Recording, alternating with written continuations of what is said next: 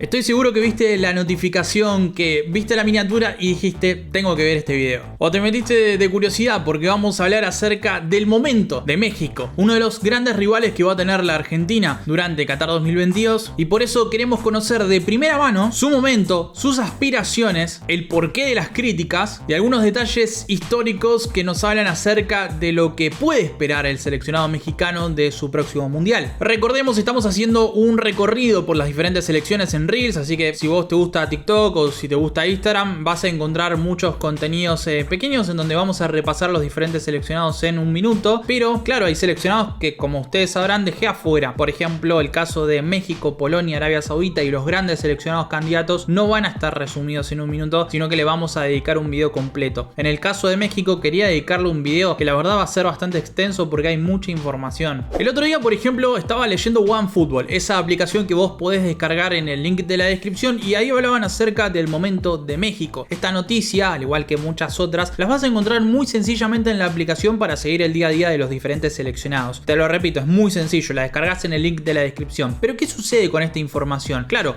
OneFootball lo que hace es publicar diferentes noticias que se hablan en los diferentes países que van a disputar la Copa. Y uno de los tantos que está hablando mucho en las últimas semanas es Hugo Sánchez. Su frase fue: si sacan a Martino, yo tomo la selección a 45 días de Qatar 2022. Se está autopostulando, pero de manual. ¿No sienten que la expectativa con México a veces es demasiado zarpada? Porque a mí me parece eso. Y ojo, los respeto un montón porque de hecho México es el segundo país que más mira este canal. O sea, entre los diferentes países que suelen ver este canal de YouTube, el segundo es México. No tendría sentido que yo me ponga a criticarlos sin ningún tipo de sentido. Así que lo que van a ver acá es una crítica lo más justa posible en base a los argumentos y lo que uno ve a la distancia. Su crítica me suele parecer demasiado dura para la competitividad que puede llegar a tener un seleccionado de ese calibre y su país a nivel histórico. Repasemos un poco, muy brevemente. México se afilió a la FIFA en 1929, cuando toda Conmebol ya estaba dentro, salvo Venezuela. Para que se den una idea, en ese momento México llega bastante tarde a la FIFA porque ya estaban afiliados a algunos países como por ejemplo Alemania, Austria, Bélgica, Bulgaria, Dinamarca, Eslovaquia, Escocia, España, Estonia, Finlandia, Francia, Inglaterra, Italia, Hungría, Países Bajos, Polonia, Portugal. De hecho, Canadá, Costa Rica, Estados Unidos ya estaban adentro. Llegó bastante tarde incluso a afiliarse a la Federación Madre del Fútbol Mundial. Solo un año después estaba participando del primer mundial de la historia y jugaría 16 en total. En las primeras 6 ediciones mundialistas, México cayó en primera ronda. En esas 6 ediciones, México disputó 18 partidos y solamente ganó uno, a Checoslovaquia en 1962. Solo volverían a caer en fase de grupos una sola vez en la historia y fue en Argentina en 1978. En las últimas 7 ediciones, México cayó en octavos de final, es decir, la maldición del cuarto o quinto partido, porque nunca logró volver al quinto encuentro, a cuartos de final. ¿Quiénes fueron sus rivales en las diferentes instancias de octavos? La mejor Bulgaria de la historia en 1994, Alemania en 1998, una de las mejores Estados Unidos de la historia en 2002, Argentina en 2006 y 2010, Países Bajos en 2014 y Brasil en 2018. Podemos decir que le han tocado rivales complicados año a año y esta oportunidad no va a ser la diferencia porque sabemos de pasar a la siguiente ronda hay un grado alto de posibilidades que le pueda tocar Dinamarca o Francia, dos equipos importantes. Como verán, me salteé 2 ediciones en donde México fue uno de los atractivos de las Copas del Mundo y justamente hablamos de las 2 en las que fue sede. En ambos terminó sexto de la Copa Mundial, en ambos alcanzó cuartos de final, pero la de 1986 fue la única en la que jugó 5 partidos, despidiéndose, por cierto, invictos, el mejor mundial que podemos encontrar en México en la historia. Resumiendo ese apartado histórico, un seleccionado de este calibre, que terminó 6 veces cayendo en primera fase en los primeros 6 mundiales que disputó, que cayó en octavos de final en las últimas 7 ocasiones, que solo alcanzó cuartos de final con 5 partidos una única vez en toda la historia, ¿debe ser considerado un seleccionado ultra competitivo obligado a la victoria? Para mí no. Está bien ser competitivos, por supuesto, porque lo que motoriza a los grandes equipos es siempre buscar más, y está muy bueno que así sea con México, que siempre estén buscando la victoria, que siempre estén buscando resaltar, que siempre estén buscando ser un seleccionado diferencial. Eso está buenísimo. Pero obligación histórica no tiene, porque hablamos de un seleccionado que, repito, tiene estos resultados históricos. Tampoco hablamos de un campeón mundial, tampoco hablamos ni siquiera de un semifinalista del mundo. No han llegado nunca a semifinales. Es más, en la Copa Confederaciones, donde llegó a ser campeón, bueno, ahí le fue mejor. En Copa América, donde metieron 5 podios, también. En CONCACAF, donde domina históricamente, podemos decirlo también. Pero en mundiales no. Hay otros condimentos, por supuesto. Un periodismo muy amarillista, una sociedad futbolera y algo exitista, que nosotros no le podemos decir exitistas a nadie, básicamente sin decir antes que la Argentina es así. Pero la Argentina tiene una historia que lo avala. O sea, la Argentina ha llegado a ser la mejor liga del planeta. La Argentina ha tenido a 3 de los mejores futbolistas de la historia. La Argentina es bicampeona mundial. La Argentina domina el continente. La Argentina. O sea, la distancia es enorme. Entonces, una sociedad exitista con justificación histórica atrás es otra cosa a ser, bueno, exitista porque tenés malos resultados en los últimos tiempos. Todo ayuda a que sea un combo explosivo y la crítica esté a la orden del día. Pero no una crítica sana, constructiva, sino una crítica danina, que a la distancia parece destructiva. México fue dirigida en varias ocasiones por argentinos. César Luis Menotti, por ejemplo, fue el primero de ellos. Ricardo Lavolpe es el más exitoso, con 71 partidos disputados, 38 victorias entre 2002 y 2006 y un 61% de efectividad si hablamos de sumar puntos. De hecho, el Tata Martino es el entrenador en general, no solamente hablo de argentinos, sino en general, que más duró en el cargo desde Lavolpe. Nos tenemos que remontar a 2006 para encontrar un entrenador que haya disputado alrededor de 60 partidos en México. Y si hablamos de efectividad en cuanto a resultados, la verdad es que lo de Tata Martino es superior a Lavolpe en ciertos sentidos, porque por ejemplo tiene 10% más de efectividad, tiene un 70% respecto al 61% de Lavolpe. Ambos ganaron la Copa de Oro. A favor de Lavolpe, ha llegado a semifinales de Copa Confederaciones, que es un torneo que no se disputa actualmente, por lo que no podemos evaluar en ese sentido a Martino, y ha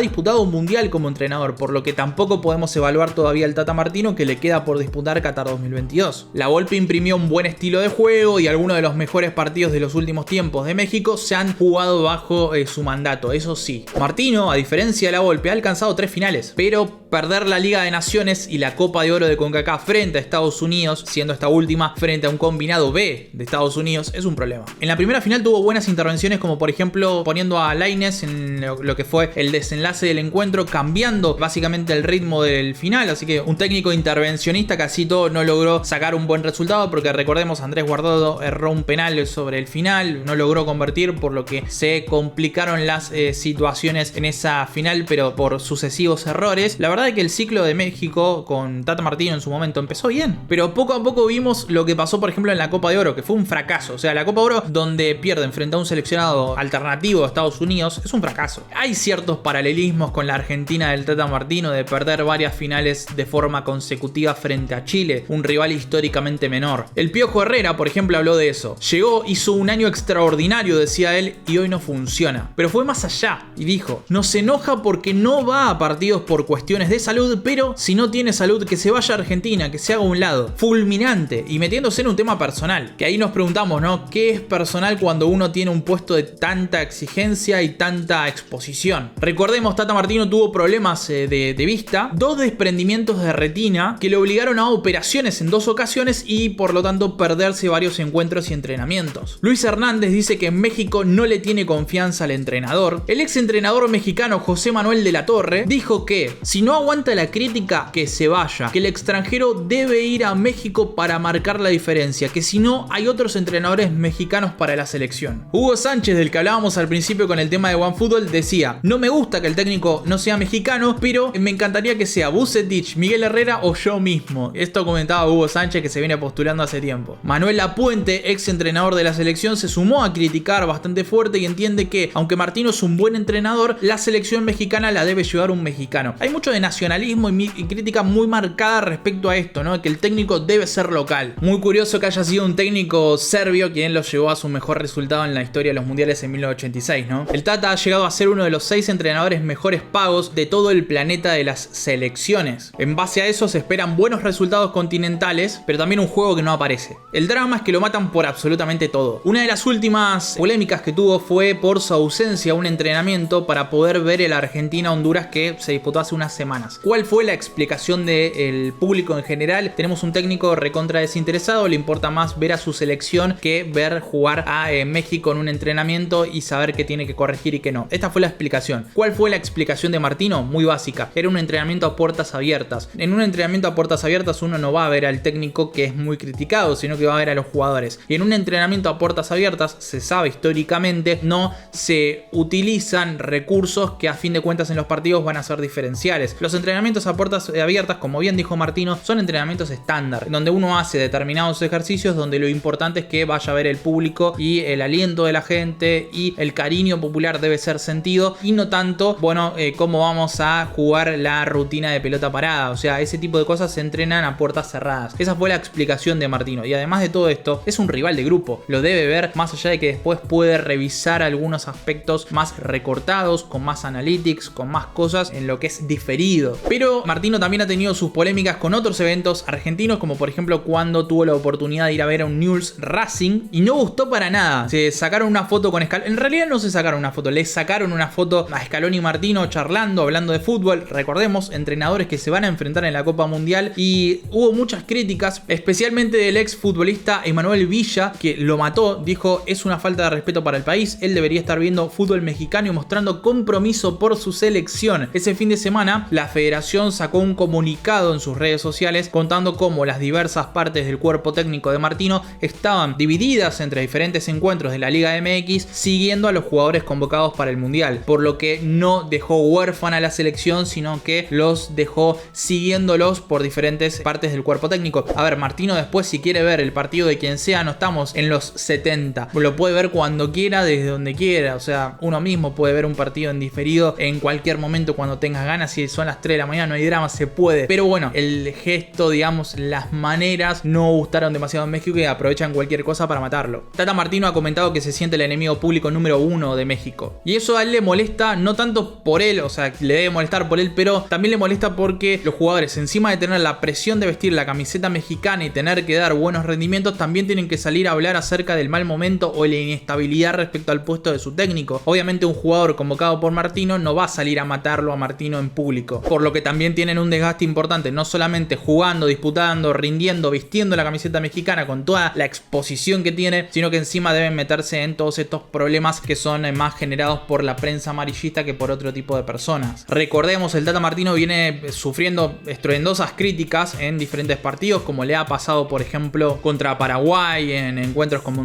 contra Jamaica. O sea, la gente pidiendo su salida, o sea, sí, pero sin ningún tipo de dudas, yéndose al vestuario con la gente gritando que Martino se vaya. Entonces uno se pregunta, o sea, ¿qué nivel tiene el plantel mexicano en todo esto? Hay una situación que destaca LA Times y me pareció espectacular, y es como el gol que les convierte Cavani en el Uruguay-México tuvo un problema, porque vemos en la cara de Martino la incertidumbre total de un error infantil. Es más, en la conferencia de prensa comentó algo de que en el fútbol mundial es muy raro que pase que un jugador cabecee solo sin saltar en el área rival, y esto decía, no te puede pasar en un equipo de jerarquía. Contra Perú también fue bastante directo en este sentido. Es más, contra Perú dijo: es una pena que no se busque mejoría más allá de pedir la cabeza del entrenador, los jugadores o a quién cito o a quién no. Hay un problema de fondo. Por ejemplo, Martino hace poco dijo: ¿por qué los jugadores mexicanos no salen al exterior? ¿Por qué no hay tanta presencia mexicana en las principales ligas europeas? Y él dice: porque no los dejan. Les ponen cifras extraordinarias y dice, bueno, en criollo, el jugador mexicano es caro y uno supone, uno deduce de lo que él dice, no es tan bueno como lo que podés encontrar en mercados como por ejemplo el colombiano o el argentino, donde los futbolistas te salen más baratos, pero son bastante mejores. Y se encierran en un ecosistema de una liga que la realidad no es diferencial. Deben salir para crecer. Y esto le pasa a cualquier liga de América. Según el periodista Rubén Rodríguez, la lista de 26 para Qatar estaría compuesta por ejemplo, Ochoa de América de México, un histórico arquero que ya lo conocemos, Talavera de Juárez y Rodolfo Cota de León. 3 arqueros del fútbol mexicano. Con el debido respeto a Momo Ochoa, que ya tiene 37 años y está bastante lejos, por ejemplo, del nivel de Acevedo, otro arquero que quedaría en el camino. En defensa tenés, por ejemplo, a Araujo, Moreno, Jorge Sánchez, Jorge Vázquez, Montes, Jesús Gallardo, Arteaga y Kevin Álvarez. Son 8 futbolistas, solo 3 en Europa. Jorge Sánchez está en Ajax, que llegó como lateral derecho y juega poquísimo, porque tiene problemas de rodilla, entre otras cosas. Un futbolista del Cremonese, otro del Racing de Genk. Del medio hacia adelante podés destacar, por ejemplo, a Edson Álvarez del Ajax, Héctor Herrera, que volvió a sumar minutos ahora en la MLS después de un periodo de inactividad bastante prolongado, Andrés Guardado, que podría jugar su 5ª esta Copa del Mundo, pero jugó solamente 2 partidos de titular esta temporada. Lainez, que juega muy poco en el Sporting de Braga, pero cuando lo hace destaca. Eric Gutiérrez, que viene ganando bastante consideración, y arriba tenés varios futbolistas interesantes como Irving Lozano, Raúl Jiménez, Funes Mori, bueno, cada uno con sus diferentes rendimientos y potencial titularidad, pero muchos hablan de que la potencial titularidad para el Mundial incluso podría tener en ella a Santi Jiménez del Feyenoord, Henry Martin del América de México y Alexis Vega de Chivas. Haciendo una conclusión general, ¿este es un plantel para exigirle resultados históricos? Me parece a mí que no. Si México acumula 7 mundiales consecutivos sin pasar de octavos de final, la culpa no es de Martino ni de este grupo de jugadores, la culpa es algo de base. O sea, en un momento, un país, y lo hablo también a nivel argentino, lo hemos visto con la llegada de Scaloni, que fue básicamente una sorpresa, un momento en donde nadie se esperaba que el proyecto llegue de la mano de ellos, pero llegó y se acomodaron las cosas. Pero anteriormente había mucha preocupación respecto al problema de base que tenía el fútbol argentino. Y esto le pasa a México también. O sea, si vos no tenés resultados increíbles a nivel mundial, no tenés demasiada presencia mexicana en los principales equipos europeos, es difícil así. Por ejemplo, Martino tiene un contrato que decía que si llegaba al quinto partido del mundial se le renovaba automáticamente por 4 años. La preocupación está puesta ahí, en llegar al quinto partido. Es el gran objetivo que tiene México. ¿Qué pasa si llega? O sea, ¿dónde se meten todas estas críticas? Hay una idea de que México se crece en fase de grupos, dado por lo sucedido contra Alemania en 2018, con el partido contra Brasil en 2014, donde empataron en fase de grupos. Ganarle a Francia en el año 2010 es un gran argumento para traer a relucir contra Argentina, la verdad. De hecho, había algún jugador mexicano que hablaba de mayor preocupación respecto al partido con Arabia Saudita que con Argentina. Y varios dicen estar confiados para la fase de grupos. Bueno, esta es toda la información. Ahora vos sacá tus conclusiones acerca del momento mexicano. Mi gran pregunta en todo esto es lo que dije al principio. O sea, México es un seleccionado competitivo acorde a las críticas y a la exigencia que se le suele hacer de los resultados que debe tener. No sé, la verdad que no me queda del todo claro a partir de todo esto, ¿no? En apenas unas horas nos volvemos a ver con mucho más contenido. Nos vemos en apenas unos minutos, seguramente con algún short, algún reel, algún TikTok, pero por supuesto con mucha información de Qatar 2022.